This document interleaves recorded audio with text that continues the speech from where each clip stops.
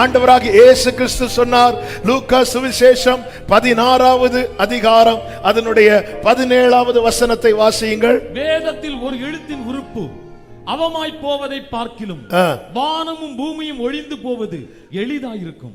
வேதத்தின் ஒரு எழுத்தின் உறுப்பு. ஒரு எழுத்தின் உறுப்புன்னா நம்ம சரீரத்தை பார்த்தீங்கன்னா இது என்னது? கை. இது ஒரு அவயவம். இது என்னது? விரல். இதுவும் ஒரு உறுப்பு தான்.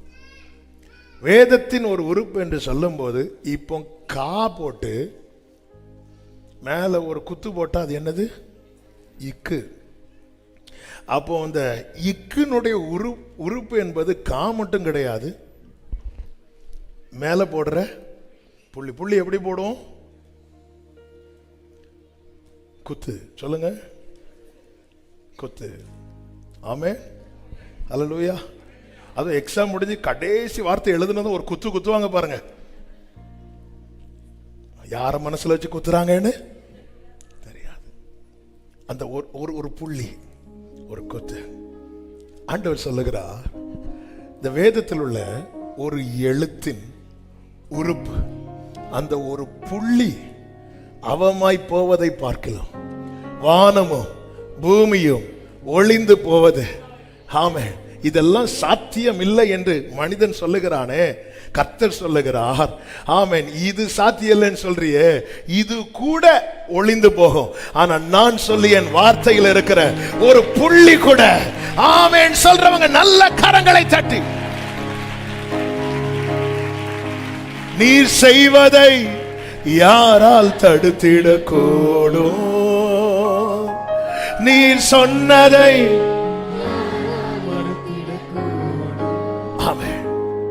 நம்ம பிரச்சனை என்னன்னா, குழந்தைய மாதிரி விசுவாசிக்க மாட்டேங்கிற ஒரு குழந்தைய இப்படி தூக்கி தகப்பன் போடுகிறான் என்றால் அந்த குழந்தை அழுது கொண்டு வராது, அந்த குழந்தை சிரித்து கொண்டுதான் வரும். கொஞ்சம் வளர்ந்த பிள்ளைன்னா, அப்பா உங்களுக்கு கை வலிக்கலப்பா கேட்போம், உங்களுக்கு முடியுமாப்பா?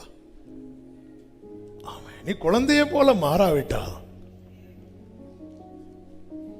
அதுக்காக வீட்டில் போய் அப்பா தூக்குங்கன்னு அவர் ஒண்ணு சொல்றாருன்னா அப்படியே நம்பணும்.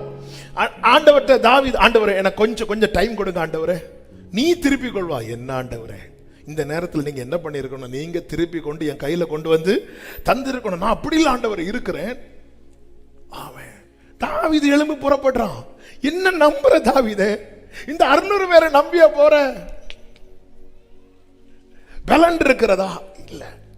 அன்னைக்கு கோலியாத்துக்கு எதிர்கொண்டு போக ஓடின அந்த துணிச்சல், அந்த தைரியம், அந்த உற்சாகமா?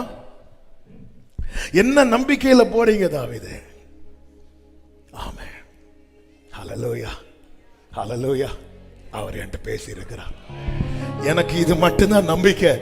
பிரியமான கர்த்தருடைய பிள்ளைகளே, எதை வார்த்தையை வைத்து, ஆமே, அது அப்படி இங்க நடந்திருக்கு, இங்க இப்படி நடந்திருக்கு, இப்படி நம்புகிறது அடையாளங்களை வைத்து.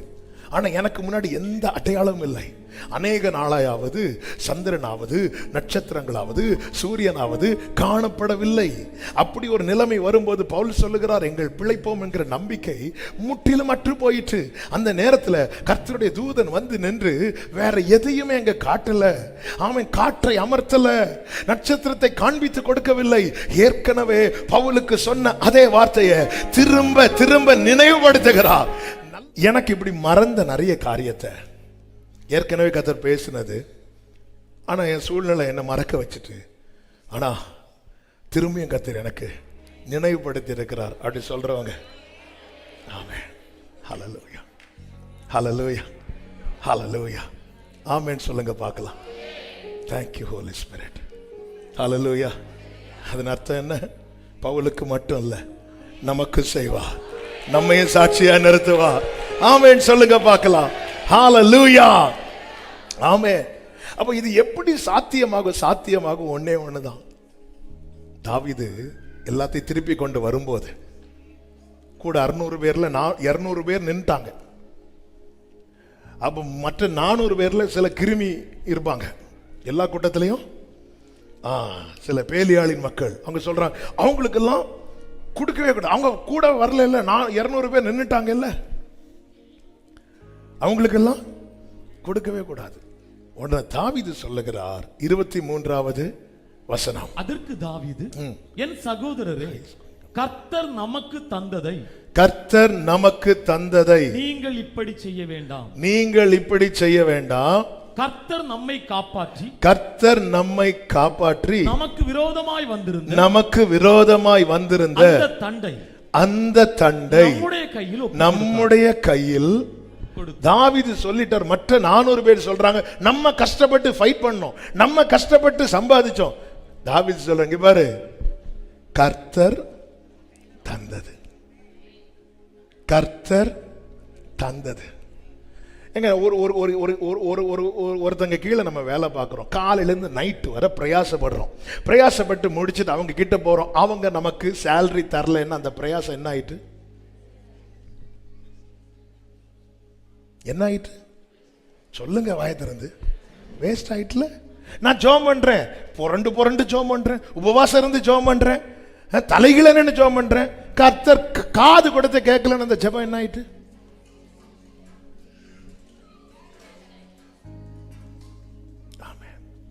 தாவீது சிலருக்காக ஜெபிக்கும் போது சொல்றாரு, என் விண்ணப்பங்கள் என் மடியிலே திரும்ப வந்துட்டு.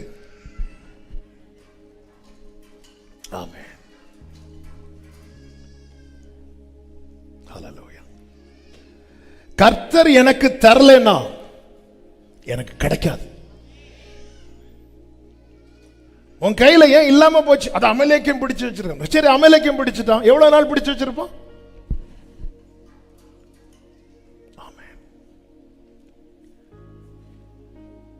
கர்த்தர் தரலனா, இது நல்லா புரிச்சுக்கோங்க.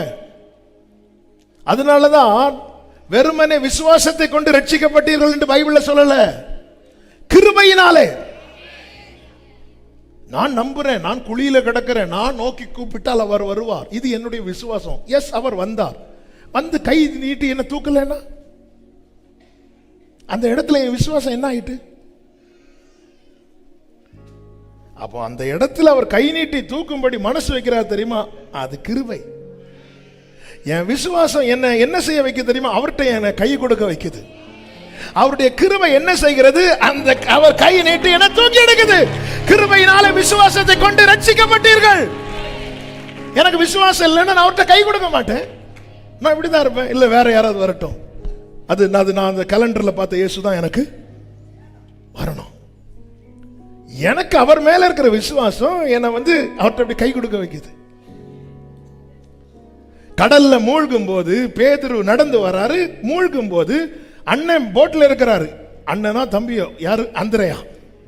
சகோதரன் போட்ல இருக்கிறார். ஃப்ரெண்டு ஜான், ஜேம்ஸ், யோவான், யாக்கோபு இருக்கிறாங்க.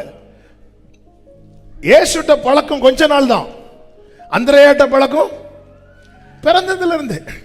அவன் கடல்ல மூழ்கும் போது அந்திரேயான்னு கூப்பிடாம ஆண்டவரேன்னு கூப்பிடுறான்ல, இது விசுவாசம். இது விசுவாசம். கூப்பிடுன்னு சொல்லிட்டு அவர் இருந்தாருன்னா அந்த விசுவாசம் ஒரு பிரயோஜனம். ஆண்டவரேன்னு கூப்பிட்டதும் ஆண்டவர் கை நீட்டி உடனே பிடிச்சார்ல, இது அவருடைய கிருபை. கிருபையினாலே விசுவாசத்தை கொண்டு ரட்சிக்கப்பட்டீர்கள். இது உங்களால் உண்டானது அல்ல. ஹல்லேலூயா. இது உங்களால். அப்போ எனக்கு அவர் தந்தாதான் உண்டுன்னா நான் என் வாழ்நாள் முழுவதும் அவரை ப்ளீஸ். ஒரு எஜமான் கீழே ஒரு வேலைக்காரன் இருக்கிறான். அந்த எஜமான் கொடுக்கிற சாப்பாடு தான் அந்த வேலைக்காரனுக்கு சாப்பாடு. அந்த எஜமான் கொடுக்கிற சம்பளம் தான் அந்த வேலைக்காரனுக்கு சம்பளம் தான்.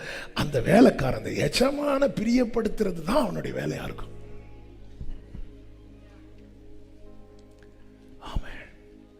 தாவீதுக்கு நல்ல தெளிவுங்க. இது நான் யுத்தம் பண்ணி மீட்டது இல்லை, கர்த்தர் தந்தது. அதுல ஒரு வார்த்தை சொல்லுவாரு, கர்த்தர் நம்மை காப்பாற்றி. அப்போ அன்னைக்கு இருக்கிற தாவீதின் நிலைமை என்ன?